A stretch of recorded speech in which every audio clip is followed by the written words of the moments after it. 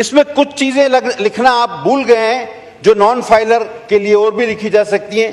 یہ اپنے بچوں کے ختنہ نہیں کرا سکتے. اگر یہ رشتہ مانگیں گے تو ان کو کوئی رشتہ نہیں دے گا. یہ سموسے خریدیں گے تو ساتھ میں چٹنی نہیں ملے گی. اور چلتے ہوئے یہ دو پیروں کا استعمال نہیں کر سکتے, ایک پیر سے لنگڑا کے چلیں گے تاکہ دور سے پتہ چلے کہ یہ نان فائلر جا رہا ہے. وہ سر اس میں اچھا ہوا یہ نہیں لکھ دیا انہوں نے کہ بیڈ روم میں وہ دیکھے کہ رائٹ سائڈ پہ اس کو سونا ہے یا لیفٹ سائڈ پہ سونا ہے, وہ بھی یہ فیصلہ کرے یہ آدمی. اچھا مجھے ایک بات سر آج یہ منسٹر صاحب بتائیں, اگر نان فائلر بینک اکاؤنٹ نہیں کھول سکتا تو وہ اگر کوئی نیا نوجوان آئے وہ کہتا ہے میں کاروبار کرنا چاہتا ہوں, اس کو کوئی ادھار دیتا ہے تو اب وہ پہلے بینک اکاؤنٹ ہی نہیں کھلے گا, وہ کوئی چیز خرید نہیں سکتا, تو وہ مجھے بتائیں وہ دکان کیسے خریدے گا, وہ کیسے شروع کرے گا اپنا کاروبار. اس کا کیا طریقہ کار ہے کہ کوئی نیا آدمی اگر اپنا بزنس شروع کرنا چاہے تو پہلے تو آپ کہتے ہیں کہ اچھا تو نان فائلر نہیں ہوتا, ابھی تک تو بے روزگار تھا, اب وہ فائلر بننے جا رہا ہے تو وہ بینک اکاؤنٹ نہیں کھول سکتا,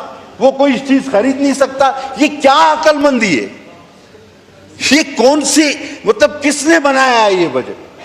اور نیا آدمی تو اب کوئی کام شروع ہی نہیں کر سکتا, یعنی نوکریاں آپ دیں گے نہیں, کوئی شخص کاروبار شروع نہیں کر سکتا, شروع کرے گا تو اس کو گرفتار کر لیا جائے گا, اگر اس نے کاروبار شروع بھی کر لیا تو اس کے سر پہ کوئی آ کے کھڑا ہو جائے گا کہ دیکھو یہ کما رہا ہے یا نہیں کما رہا, اور اگر وہ آپ کی توقع جو 130% ہے اس کے مطابق نہیں کما رہا تو اس کو اندر کرو اور اس کے اکاؤنٹ ضبط کر لو. خدا کے واسطے یہ کسی دنیا میں کسی اور ملک میں ہے؟ اور اس کو سنوائی کا کوئی حق بھی نہیں. یہ کسی اور دنیا میں ایسا ملک میں یہ ایف بی آر کے قوانین ہیں؟ سر سیدھا میں آپ سے کہہ دیتا ہوں کہ سر یہ نہیں ہوگا, یہ نہیں چلے گا اس طرح, نہ ہم منظور کریں گے نہ میں سمجھتا ہوں کوئی بھی سمجھدار آدمی جو اس بجٹ کو پڑھ سکتا ہے, جو اس کو سمجھ سکتا ہے, وہ کبھی بھی اس کے حق میں ووٹ نہیں دے گا, کبھی بھی حق میں ووٹ نہیں دے گا. Thank you. بس سر وہ فاروق بھائی نے, میں ہمیشہ ایک شعر پڑھتا ہوں, فاروق بھائی نے اس شعر کو غلط پڑھ دیا تھا اس بار. ہاں ہمارے بابو بھائی جو ہے فاروق بھائی, اور وہ شاعر بھی قتیل شفائی ہے سر. سر بہت خوبصورت شعر ہے وہ, میں ہمیشہ ہر بجٹ اسپیچ میں پڑھتا ہوں, آپ ریکارڈ اٹھا کے دیکھ لیں. اور یہ میں نے 2008 میں اس لیے پڑھا تھا کہ میری عظیم قائد شہید محترمہ بے نظیر بھٹو صاحبہ شہید ہو گئی, تو میں نے ان کے لیے یہ پڑھا تھا کہ مجھے دکھ ہوا کہ ان کو دوبارہ غلط کیوں پڑھا گیا. 2008 میں 2007 میں ان کی شہادت ہوئی, تو 8 میں ہم نے بجٹ پیش کیا اور نوید قمر نے ٹپکتے ہوئے آنسوؤں کے ساتھ وہ بجٹ پیش کیا تھا, اور ہماری یہ فیلنگ تھی, اور یہ شعر اس فیلنگ کی غمازی کرتا ہے کہ حساب عمر کا اتنا سا گوشوارہ ہے, تجھے نکال کے دیکھا تو سب خسارہ ہے. مہنگائی واقعی ہے, بڑی ہے, میں کہنا چاہتا کہ کب سے یہ بڑی اور کتنی بڑی اور کس کے دور سے بڑھنا شروع ہوئی اور پھر بڑھتی ہی گئی. اب بہت کچھ نہ کچھ بہتر افاقہ ہوا ہے, لیکن سر جس طرح فگرز دیے گئے ہیں آپ کے جی ڈی پی کے گروتھ کے, یہ غلط ہے سر. آپ کہتے ہیں 2.6 تو 2.5 تو آپ کی پاپولیشن بھی انکریز ہے تو 1% ہوا. یہ جی ڈی پی اس طرح تھوڑی ہوتی ہے. 1.5 سے زیادہ کسی طرح بھی نہیں ہے, میں چیلنج کر سکتا ہوں. کسی آپ کا کوئی بھی سیکٹر, ایگریکلچر ہو, انڈسٹری ہو, کیا آپ نے اس میں ترقی کی ہے؟ کوئی نہیں. لیکن انشاءاللہ آپ کر جائیں گے, اور اگر ترقی کرنی ہے تو خدا کے لیے اس کسٹم کو, اس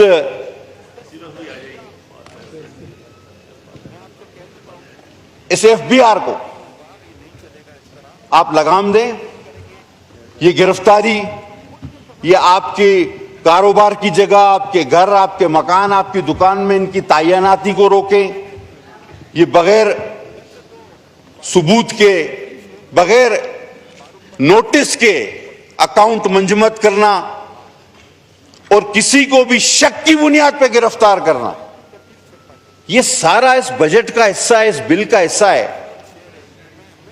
تو یہ آپ لوگوں کو بھگانا چاہتے ہیں اس ملک سے جو کہ پہلے ہی بھاگ رہے ہیں, یا آپ چاہتے ہیں کہ کوئی نہ کوئی جس راستے پہ ہم چل نکلیں اس پہ چل پڑے؟ سر قوم میں خوشی کی ایک لہر تھی ہے الحمدللہ، جیسا کہ ہم نے اسی جگہ پہ کھڑے ہو کر کہا تھا کہ ہماری قوم میں، ہماری افواج میں وہ جذبہ ہے کہ ہم دشمن کو منہ توڑ جواب دے سکتے ہیں، اور الحمدللہ ثم الحمدللہ ہم نے دیا۔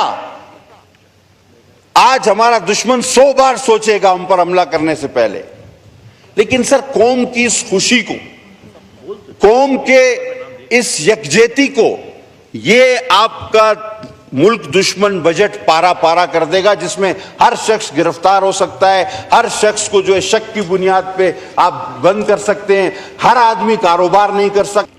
ڈاکٹر صاحب پتہ ہے نا آپ کو 11C4 کیا ہے؟ 114 پتہ ہے فائنانس کا؟ یا تارڑ صاحب کو پتا ہوگا؟ جی لا منسٹر صاحب سر 114C کا پتہ ہے؟ نہیں؟ اچھا جی، تو سر یہ حال ہے۔ اب سر یہ 114C جو ہے یہ نااہل افراد ہیں، اس میں یہ اس بار کہا گیا ہے کہ یہ بینک اکاؤنٹ نہیں کھول سکتے، یہ اپنے ہی اکاؤنٹ سے پیسے نہیں نکال سکتے، ایک حد سے اوپر یہ اسٹاک مارکیٹ میں نہیں جا سکتے۔ سر یہ آرٹیکل 23 جو 23 ہے ہمارا اور 18 کا تو خلاف ورزی ہے ہی ہے، ایک شخصی آزادی کی۔ ان کی منقولہ اور غیر منقولہ جائیداد یہ بیچ نہیں سکتے، خرید نہیں سکتے، ان کے اکاؤنٹ سیز ہو سکتے ہیں، اور یہ ان کے سر آربیٹری پرسنٹیج، ایک خیالی پرسنٹیج سیٹ کی گئی ہے، وہ ہے 130%۔ اگر یہ اپنے لاسٹ گوشوارے سے 130% کے قریب نہیں آتے تو یہ اب یہ سر یہ خیالی حد ہے جو ایف بی آر نے مقرر کی ہے، اس کو سمجھنا چاہیے۔ اور یہ اگر اس 130% کے قریب نہیں تو ان کو کسی بھی وقت غلط قرار دیا جا سکتا ہے۔ اس میں کچھ چیزیں لکھنا آپ بھول گئے ہیں جو نان فائلر کے لیے اور بھی لکھی جا سکتی ہیں۔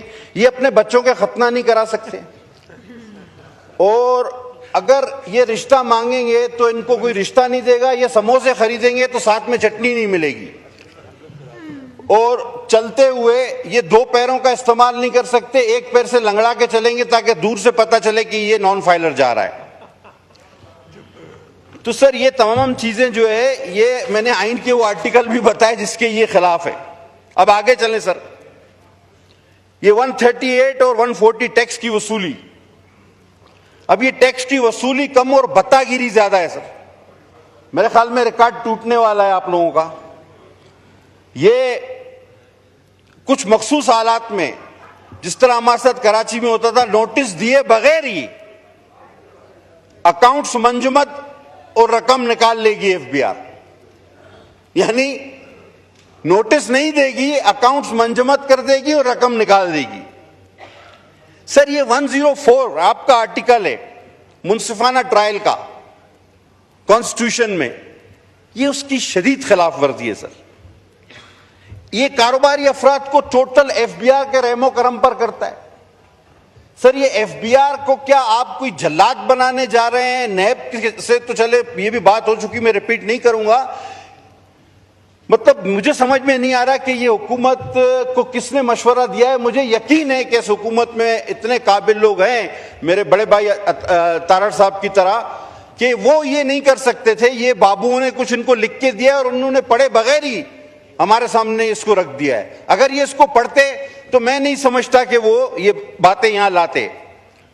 اب سر ان لینڈ ریونیو آفیسر کی تعیناتی کو دے دیں، یہ 175C ہے سر ان کا، 175C۔ یہ کہتے ہیں کسی بھی کاروباری مقام پر ایک شخص کو ایف بی آر جا کے کھڑا کر دے گا کہ دیکھو یہ کاروبار سے کس طرح نفع نقصان ہو رہا ہے، یعنی آپ کے آفس میں بھی وہ آپ کے سر پہ کھڑا ہوا ہوگا، آپ کی فیکٹری میں بھی آپ وہ تعینات کر سکتے ہیں، آپ کی دکان پر بھی لا کے اس کو ایک کرسی دے کے بٹھا سکتے ہیں۔ وہ سر اس میں اچھا ہوا یہ نہیں لکھ دیا انہوں نے کہ بیڈ روم میں وہ دیکھے کہ رائٹ سائڈ پہ اس کو سونا ہے یا لیفٹ سائڈ پہ سونا ہے، وہ بھی یہ فیصلہ کرے یہ آدمی۔ یہ اچھا ہوا یہ ان سے رہ گیا۔ یعنی کہ اب انکم ٹیکس کا ایک آفیسر پہلے آپ کو اس کے پاس پیش ہونا پڑے گا اور آپ کو بتانا پڑے گا کہ میں کیا چیز خریدنے کے قابل ہوں اور میں کیوں قابل ہوں, میں نے یہ پیسے کہاں سے لائے, کیسے آئے. اور اب میں سر خرید لے تو اس کے بعد تو ٹیکس وہ ہمیشہ دیتا ہی ہے, لیکن اب پہلے آپ کو بتانا ہوگا کہ میں فلاں چیز خریدنا چاہتا ہوں, اب وہ اس پر منحصر ہے, وہ کہے کہ بھئی تم نہیں خریدو. یعنی حق کاروبار بھی مشروط کر دیا گیا ہے انکم ٹیکس کے آفیسروں سے کہ وہ اب آپ کو بتائیں گے کہ آپ کیا خرید سکتے ہیں, کیا بیچ سکتے ہیں, کیوں خرید رہے ہیں, کیا خرید رہے ہیں. اب یہ کوئی عقل مندی والی چیزیں ہیں؟ یعنی آپ کو اپنا, یعنی ایک شریف انسان اس کو قائل کرے گا ایک 17, 18, 19 گریڈ کے افسر کو کہ بھائی یہ میں چیز بیچنے یا خریدنے جا رہا ہوں, مہربانی کر کے اجازت دے دو, اور وہ فیصلہ کرے گا اس شریف شہری کا کہ ہاں بھئی تم یہ کرو یا نہ کرو. اس کے دل میں آئے تو کہے گا نہیں, سوال ہی پیدا نہیں ہوتا. یہ شک کی بنیاد پہ, یہ شک کی بنیاد پہ کسی کو بھی گرفتار کر سکتے ہیں کمشنر کی اجازت کے بغیر.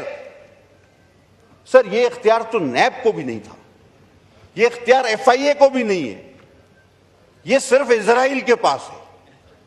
یہ اختیار اللہ نے صرف اسرائیل کو دیا اور اب انہوں نے FBR کو دے رہی ہے کہ بغیر نوٹس کے اسرائیل اللہ تعالیٰ کے حکم پر جب چاہے کسی کی جان لے سکتا ہے. یہ اسرائیل کے بعد یہ اختیار صرف انکم ٹیکس کو دیا جا رہا ہے.